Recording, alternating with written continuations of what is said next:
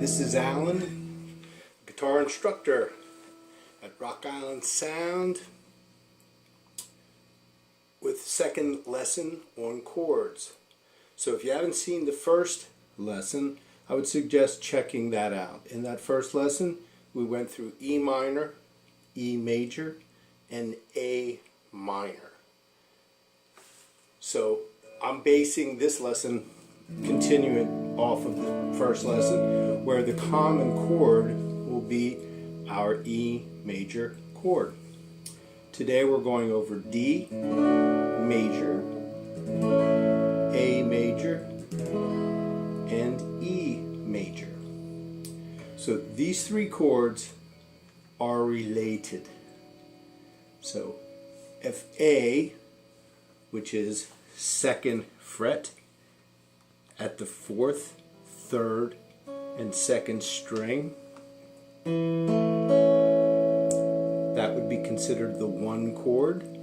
You count up 4 letter names, you'll get to the 4 chord, which is D,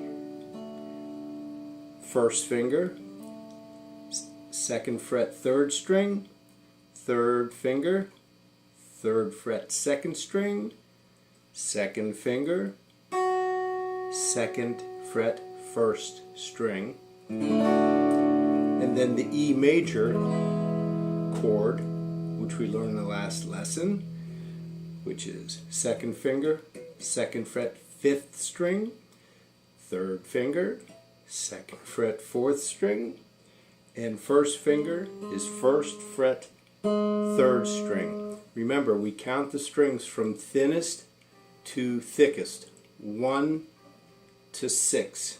Our fingers are numbered 1, 2, 3, 4. So as I stated before, being economical in your moves from one chord to another is extremely important. And in this particular case, your finger, first finger, is the key, is the guide. So when you're making the D major triad, your first finger is playing an A. That's the note. Third string open is G, G sharp to the second fret will be an A. So when you go from D to A major, that finger does not move. Your first finger just stays right there on the A. It is a common note between the two chords, so there is no need to move it. In the first lesson, I stressed the importance of moving the middle two fingers together as one. Remember, you're memorizing shapes.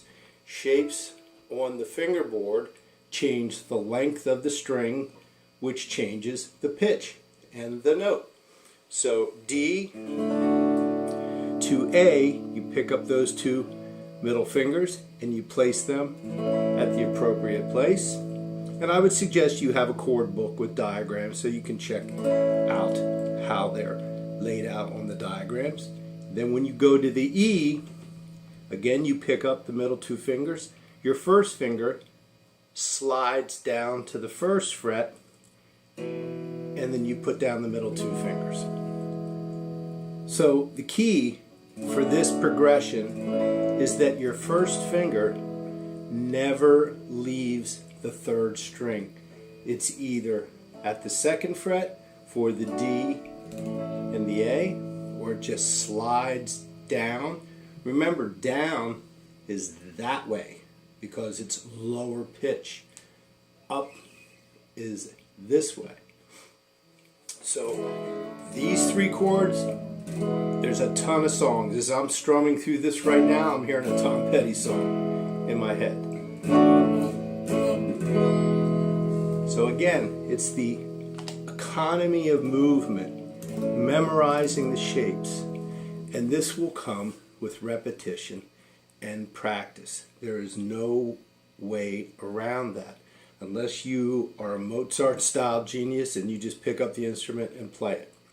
But the work is very rewarding. Playing music is one of the coolest things you can do, and that is the key. You want to make music. So right hand again, kind of picking up from the last lesson. Downstroke is towards the ground.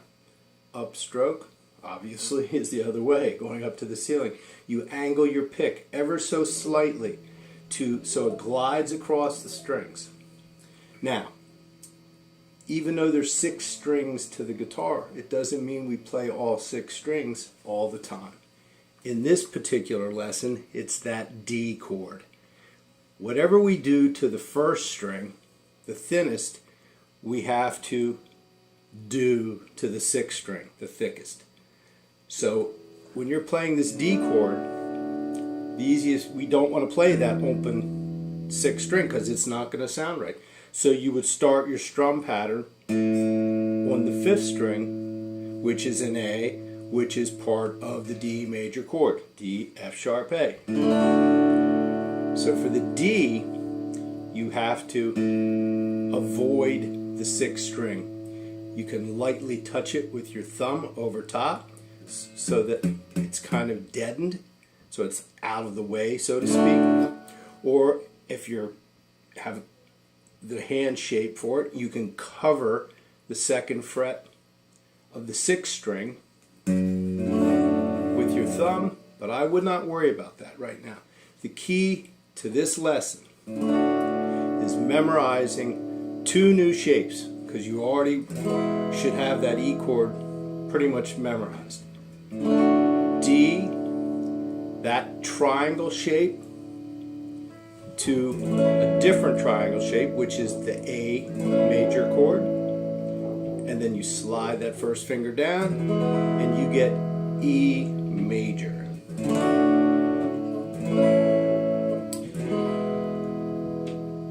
So you should have fun with the right hand, be creative, make up your own songs. Just remember the economy of movement when going to one chord shape to another is critical if you want to play fast, play musically, and just feel like you're going someplace as a musician. You don't want to think about these chords, you just want to play them. And that again comes from repetition in practicing. Okay? So if you have any questions or are interested in lessons, then you should contact Rock Island Sound. They have all your accessories, instruments, repairs, instructors, not just guitar, voice, piano, you name it. They probably have an instructor for it. I'm sure they'll get one for you. So have fun with this, and remember, you want to make music. Music is the goal, making music is the key, so let your ear be the guide. If it doesn't sound right, then you're probably doing something wrong. So that's it, and we'll see you at lesson number 3. Take care.